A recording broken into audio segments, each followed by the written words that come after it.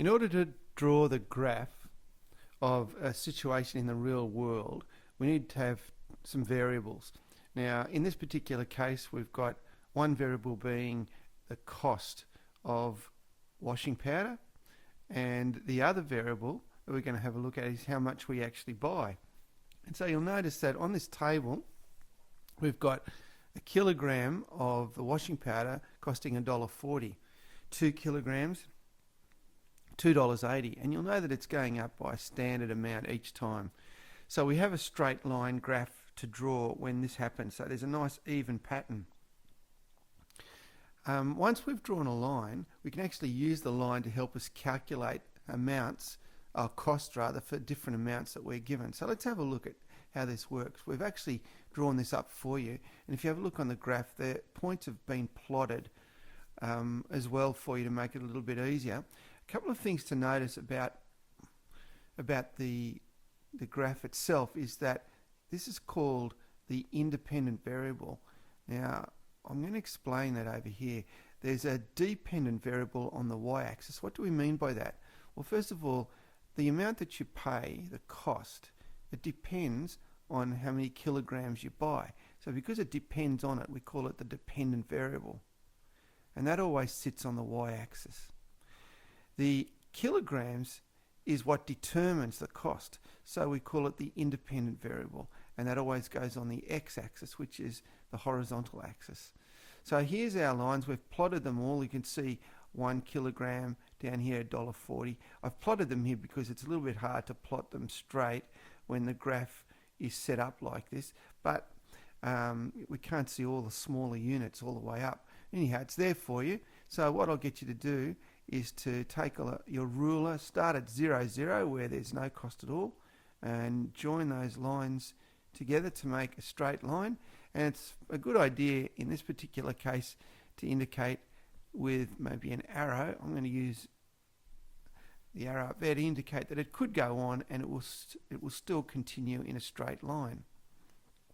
Let's have a look at a couple of other. Oh, by the way, the answer of $17.50 comes from taking the 12.5. So I'll see if I can get a dotted line here or something like that. Yes, here we go. So 12.5 is about here. So if I take that up to the line here and then go from the line across over to there, at that point, I should be able to see $17.50. A little bit hard to read, as I said, on this sort of scale, but that's what the answer is, and you can read other amounts off in just the same way. Alright, so here we have now a real life situation as well, where we've got cost of travelling in a hire car is $10 to start with, and then $3.20 per kilogram. So we could actually fill this in straight away by saying that if you didn't travel and you hired the car, you'd still have to pay $10. So we're going to put in our $10 amount in here. But what about if you travel 10 kilometres? Well, for 10 kilometres, here's the cost. So you'd have $10 for your booking fee, plus, there it is, $3.20 for every kilometre, and you're travelling 10 kilometres. So if you work all that out, you come up with a cost of $42 for the 10 kilometres. And you could keep doing this for 20 kilometres.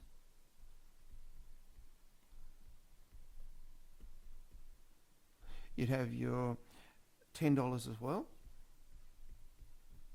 plus again your $3.20, and it'll be this time, it shouldn't be 10, sorry, not $10, but 10 kilometres.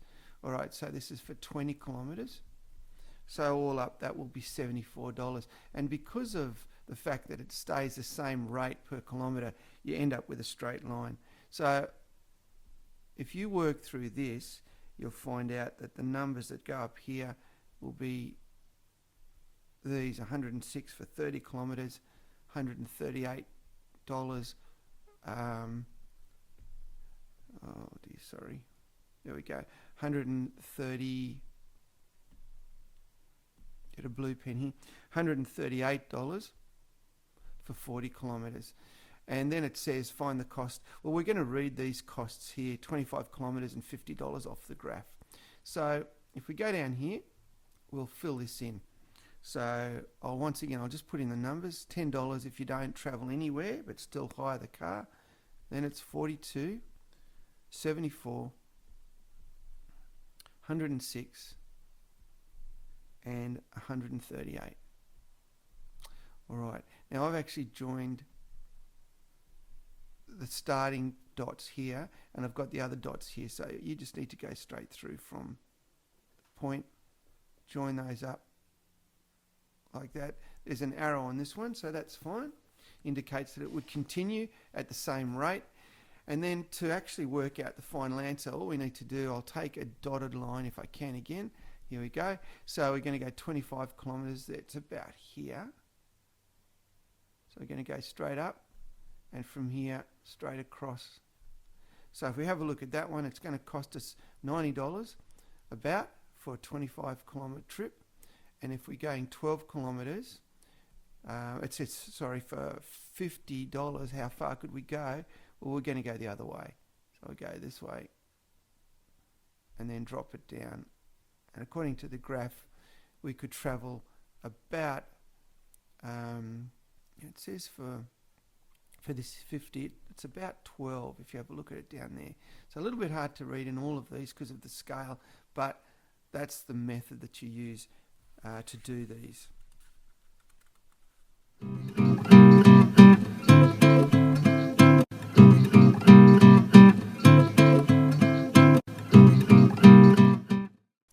When drawing a straight line graph, there are two very important parts to actually drawing these things. One is to work out what we call the gradient or the slope, and the other is the intercept, or where it actually cuts the y-axis. And you'll notice that the words slope and gradient are identical. That's the first thing to be aware of. And when you talk about slope, you're talking about steepness, how steep the line is. And there are some real world situations, but the important thing to remember is that the slope is always the vertical rise over the horizontal run. There it is there, the vertical rise over the horizontal run. So you'll notice a couple of things about the number when you've worked it out. Here we've got a run of 8, so that goes at the bottom, and a rise of 2. 2 over 8 is 1/4. This slope here is steeper, and you'll notice the number is bigger. Excuse me. So you've got 10 metres on the actual run, 4 metres on the rise. That's 4 over 10. 2 over 5, steeper slope, bigger number. And here's a bigger one again. A rise of 56 over a run of 4 gives a number of 14, much bigger than these other ones, and therefore the slope is steeper. So that's a very important thing to remember. And one last thing is that when you've got a horizontal line, there is no vertical rise, so that slope is 0. So let's have a look at some of the examples here. When we actually work out the slope, we need to create a right angle triangle. Now I've done this on here for you already. You'll notice here's the slope AB and here's the slope BC, and we've got our run here of 1, 2, 3, 4, 5. So let me just get another pen colour here. Here we go. So that's 5, and we've got here a rise of 2. So that gives us a slope or a gradient of 2 over 5. This one here has got looks like a steeper one. We'll know once we work out the number, but we've got a 1, 2, 3, 4, 5, 6, a run of 6, so that goes at the bottom. 1, 2, 3, it goes at the top, which is a half. Okay, so a half is slightly bigger than 2/5, and it actually is a steeper slope. What about these ones down here? It says find the slope of these lines. Well, once again, they've drawn it in for us, so we know that the slope here, or the gradient, is got to be our run 1, 2, and we put that underneath, and our rise 1, 2, 3, 4, which gives us a gradient or slope of 2. What about this one here? Well, you notice it's sloping the other way, and you've probably previously learned that this is a negative slope, but where does that idea of negative come from? Well, probably it's best to notice that you always take the run going to the right. It's always going to be positive. So in this case, our run is 2. But instead of going up to the line like we did here, we're actually going down in a negative direction to the line. And that's why it becomes a negative value. So we've got 1, 2, 3, 4, negative 4. Gives us the same slope, but in a different direction. So minus 4 over 2 is minus 2. So it's a negative slope. Don't forget, go to the right with the run, and then you're either going to go up or down. If you go up, it's positive slope. If you go down, it's a negative slope. All right, what about this one here? Finding the gradient of this line here. Well, let's first of all write down our components. So we'll put we need a run, we need a rise. So let's put in the bits that we need. I'll get a dotted line to help us here. Here we go. So I can pretty much see that we're going to go down here for a rise. So if we go from here across to here for our run, and we go from here up to here for our rise, we can then count it. We may need to simplify it, but let's have a look at it. We've got 1, 2, 3. That's right, 3 here is our run. We've got 1, 2, 3, 4, 5, 6, 7, 8, 9 as our rise. So 9 divided by 3 is 3. That gives us a slope or a gradient of 3. So watch out for the lines. They can be simplified down. As long as you can draw a right angle triangle, you'll get exactly the same slope no matter where you do it on the actual line. What about this one here? Here's a gradient of this line. You'll notice that it's negative.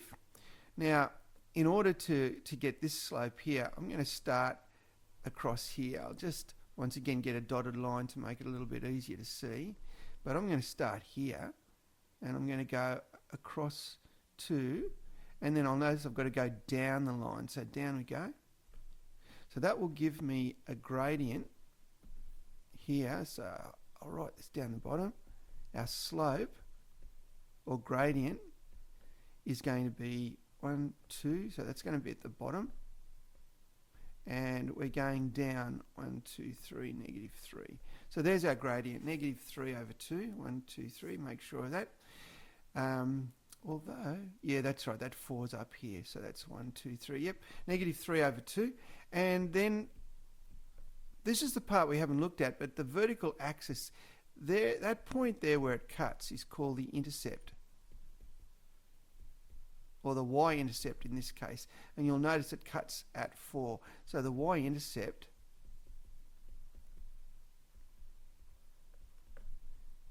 is equal to 4. And just as a reminder for those that have done this before, I'm going to give you the equation of this line, even though you may not know how to do it at the moment. But the equation of the line is y is equal to, now we put our gradient in, negative 3 over 2, our value x, and then the y-intercept here is a positive 4. And that's actually the gradient of the equation of our line. But we will look at that later. The slope goes in there, and the y-intercept goes here. The other thing you need to know is that the value here is also referred to commonly as m. So the slope and the gradient are often called m. And you might remember in a straight line, that was the general form where you've got, or the gradient y-intercept form where m is the gradient and b is the y-intercept. But we will look at that later. At the moment, as long as you understand how to draw up the gradient and what the y-intercept is, you'll be fine.